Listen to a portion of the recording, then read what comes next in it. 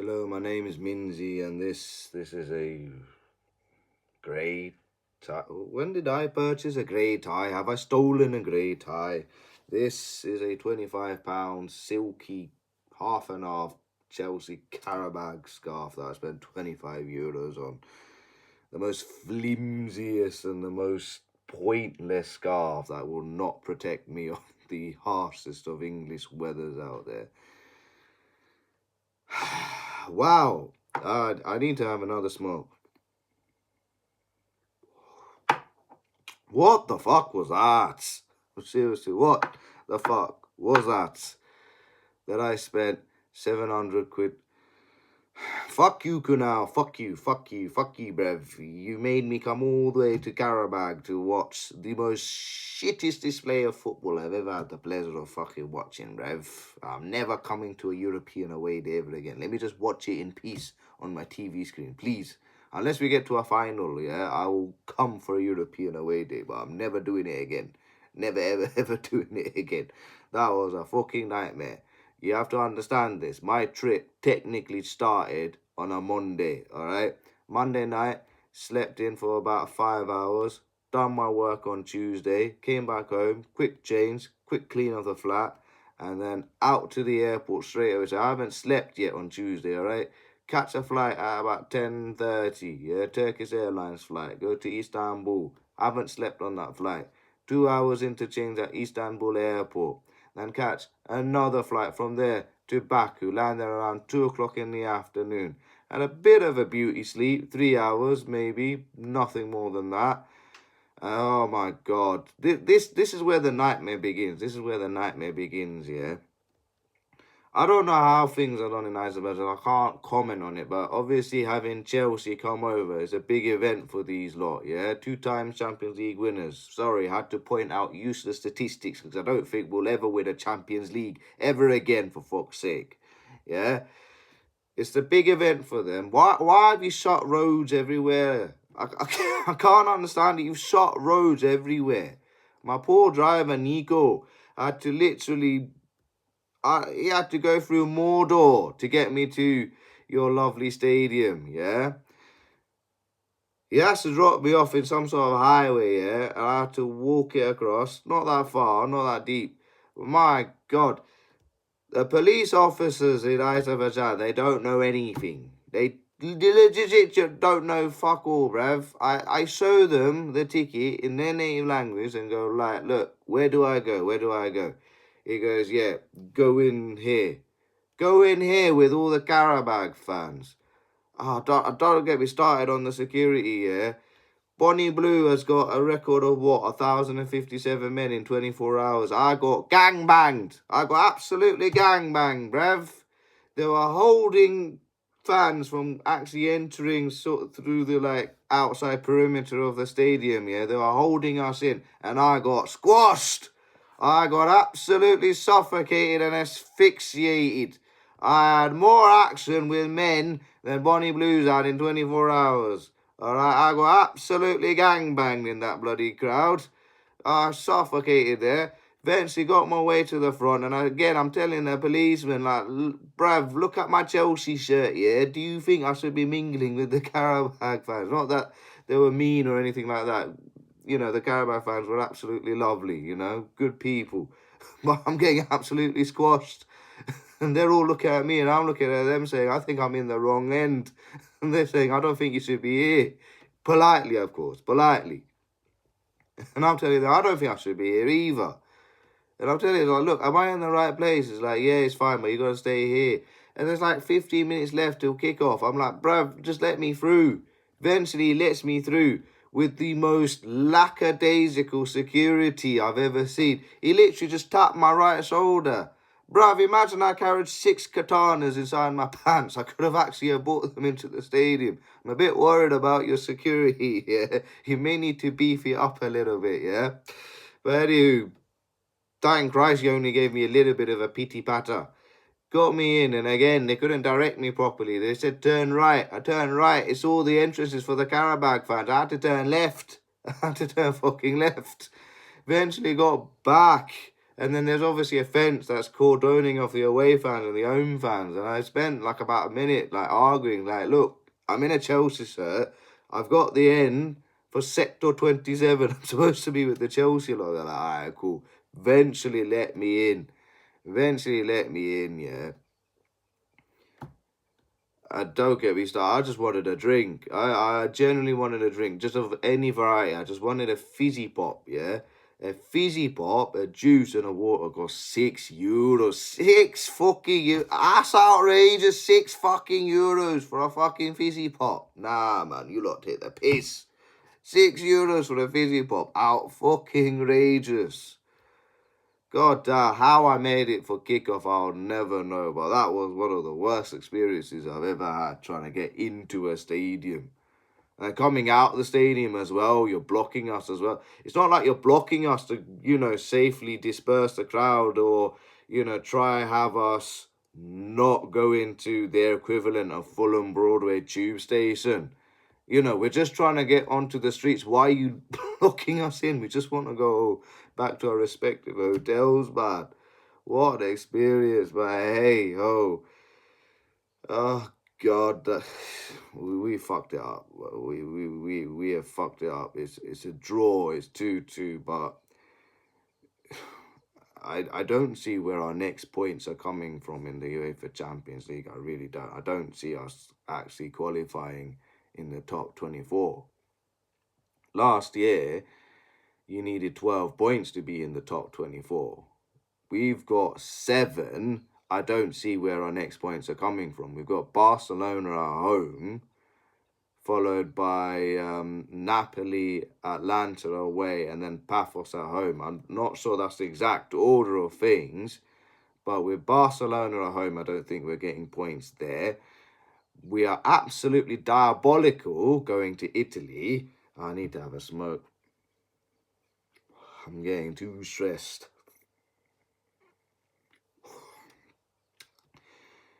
We don't have a good record going to Italy. We're not going to get points at Atalanta away or Napoli away. Our realistic points target is Paphos at home, but that takes us only to 10 points if we get 3 points against Paphos.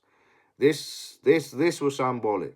This was the only chance we could have gotten points against fucking Qarabag. We got outplayed by a 30 pence fucking team. Bro, the whole squad cost 22 million and we're worth, 1.5 billion, and we got absolutely hounded. We got harassed. We can't even blame Park the Bus. We can't. They actually used our tactics against us. They pressed us right from the beginning. I don't know what to say anymore. I don't know what to say.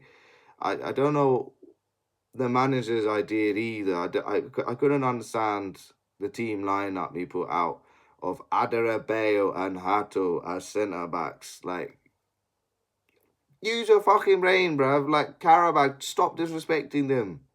They got on a win against Benfica after being 2-0 down and down to 10 men away from home. They've beaten Copenhagen. They lost to Atletico Bilbao, but they've got the same record as us. They were on the same points as us. Can we at least give them a bit of respect? Play a proper lineup. Azerbaijan and Hatta should never have been our centre halves. I don't think Santos should have started. I don't think Gittins should have started. I don't think Tyreek George should have been in the team lineup. You should have put on your first team lineup of whatever it was, then put the youngsters up if we're 2-0, 3-0 up. Your experimentation has now probably knocked us out of Europe. I'll be very honest with you. Very, very, very honest with you. And it started off poorly as it is. You had Latvia who was injured after 4 minutes. What is wrong with this guy, bruv? What is wrong with this guy? I swear he's only fit for 1 game. He's not played a single game for 90 minutes. And I saw him on the floor after 4 minutes. I barely got into the stadium. The first thing I see is you on the floor. Bro, what are you made of, man? Are you actually made of glass? I don't know what to say. Your whole career's been blighted by injuries. I'm not going to, put injuries and whatnot as a negativity of you as a person. You're a wonderful football player, but you're just... blighted by injuries. I don't know what to say. It's like injuries have robbed you of a living. Off you were, and Caseda comes on and he nearly scores. Corner kick comes out to him, long range shot, goes ballooning over the bar. It's not ballooning over the bar. Bit over the bar, but it was never going to be on target. But, hey, yo, first shot in anger. Then we have Hato. Oh, God, Hato. I need another smoke. You are awful. I mean, you're young, fair enough, but my God, it was Sunday League defending at best. My God almighty. Could have given a penalty away in the first few moments as well. Duran takes the ball off him on the left, and Hato makes a clumsier sort of challenge as well. It was 6.5 dozens of one another, so he wasn't given as a penalty. Right, and we'll come down to Hato in a minute because that was his first shocker, right? But before that, Chelsea actually take the lead, really. But just before Chelsea took the lead, he had a good move down the left where Santos sort of scored. Pedro to George. George cuts it back to Santos. It was a couple of yards out from goal, but he couldn't sort his feet out. It goes wide. Then we do score a goal through the middle. Adebayo, good ball to Pedro with a cute ball to Gittins, and he releases Estevao, who cuts inside. I can't pronounce this guy's name, but I'm going to try and attempt it. Kefakuliev. I'm sorry, I probably butchered your name, pal. Cuts inside him, puts it inside the goalkeeper's near post into the bottom right-hand corner. Good enough finish. Maybe the keeper could have done a little bit better, but it is what it is, you know.